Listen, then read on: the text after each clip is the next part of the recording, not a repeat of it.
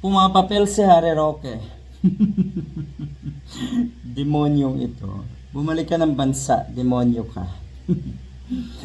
Ay nako, buhay nga naman ano ho. Yan yung sinasabi ko dati na lahat ng paghahari-harian nyo, lahat ng kasakiman nyo, ay may kapalit yan, may kabayaran yan. Dapat yung pagbayaran lahat yan.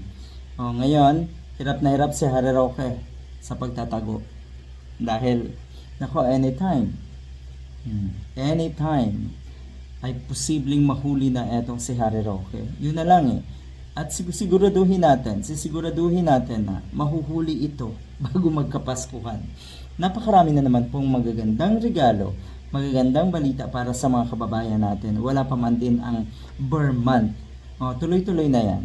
Ang daming naaresto ng mga kawatan, ang daming na ipapakulong na ngayon na mga nasa paligid ng mga Duterte, at ito hindi pa mumulitika. Ito po ay dapat lamang na pagbayaran netong mga ulupong ng mga Duterte, ulupong ni Digong at ni Sara Duterte, ang kanilang mga kasalanan sa bansa natin.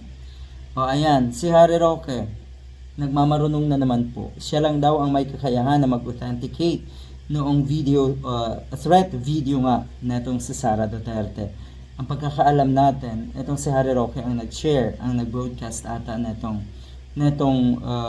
Zoom or netong conference, online conference netong mga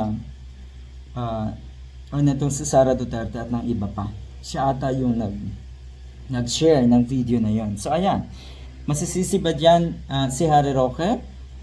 Abay siya dapat ang sisihin itong si Sara Duterte na ngayon ay nahihirapan na pasinungalingan kung totoo nga ba yung video at pagbabanta na yon.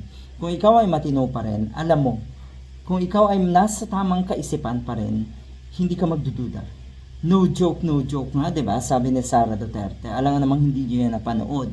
At ano, AI pa rin 'yun.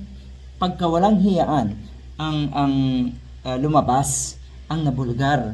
Ano sasabihin ng mga diehard, ng mga DDS? AI, manipulated, spliced video? Talaga lang, kayo ang sanay dyan.